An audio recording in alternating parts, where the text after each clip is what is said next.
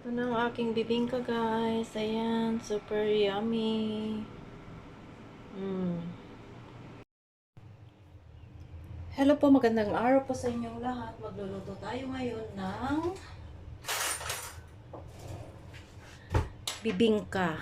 So, royal bibingka po ito. So, ito yung dalawang itlog. Ayan, lagyan natin ng itlog. Ayan.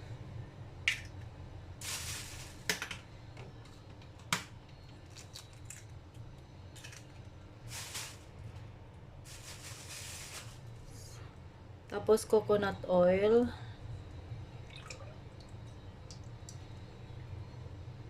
Ayan, tapos maglagay tayo ng konting tubig.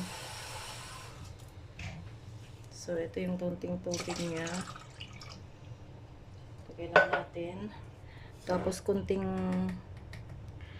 asin.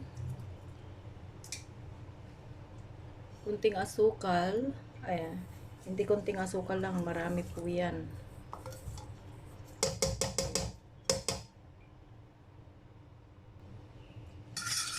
So, haluin lang natin ang haluin na hanggang maging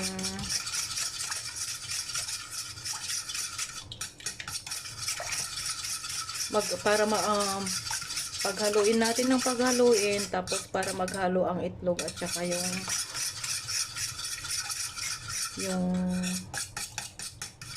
gata. Yan, tapos maglagay din ako ng konting condensed milk. Kunti lang naman.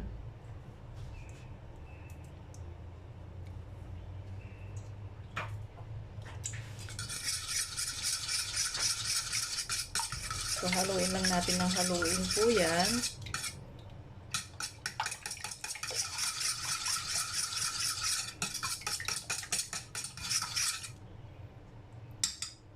Tapos po, ilagay na natin itong glutinous powder. So, itong glutinous powder, ilagay natin sa strainer.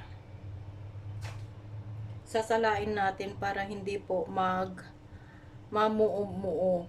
Nagbubuo-buo ang powder. Yan. Ilagay na natin lahat ito kasi 3 salang po ang gagawin ko. Isang luto na lang.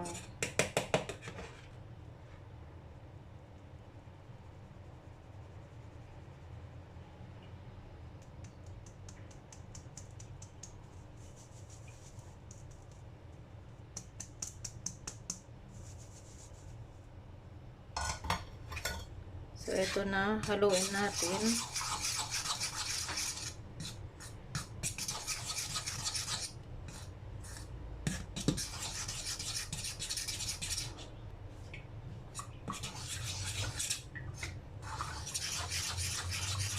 Ganito ako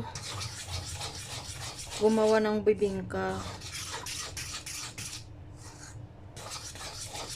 Tapos, ang gagawin ko lang ay ang paglulutuan ko dito ay hindi sa oven kundi sa rice cooker.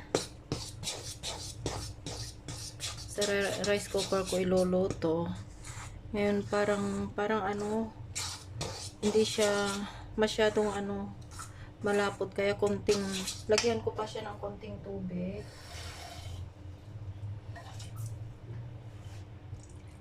Hindi lang naman.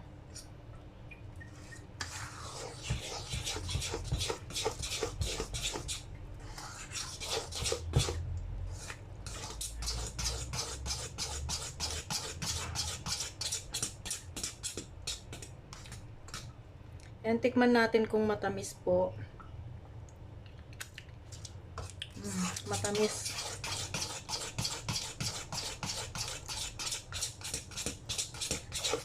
Yan, haluin lang natin ng haluin.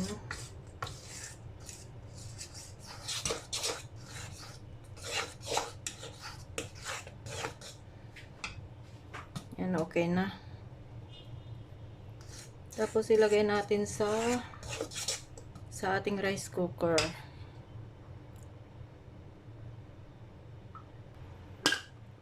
Lagyan ko pala ng konting coconut oil. Coconut oil. Vegetable oil pala. Ayan.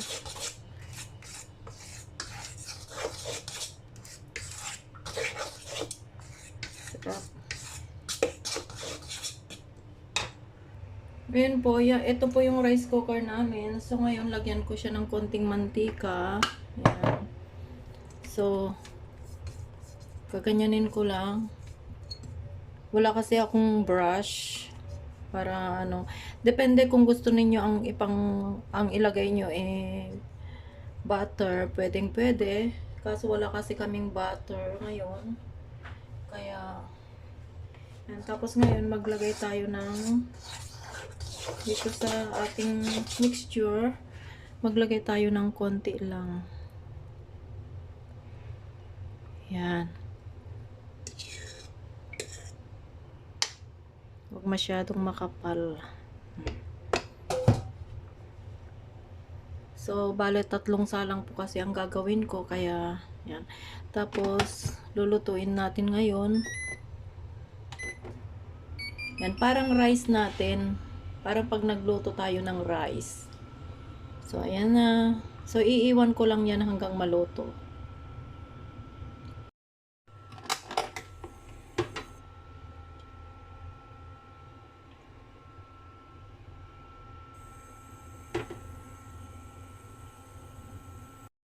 So, ngayon, titignan na natin, guys. Tignan na natin ang ayan na yung bibingka. Ayan. Napakasarap po yan. Tut, tut, tut, tut. So, lutuin pa natin ng mga 10 minutes pa. Sarap. So, ito na yung aking bibingka. Ayan. Wow, yummy. Ito yung pagkuha ko kasi kanina. Ito yung nabutas. Yan siya. Sarap. Siyempre, ito, isinasalang ko na naman yung isa. Ayan. Sinasalang ko na naman yung isa. So, diba? Sarap.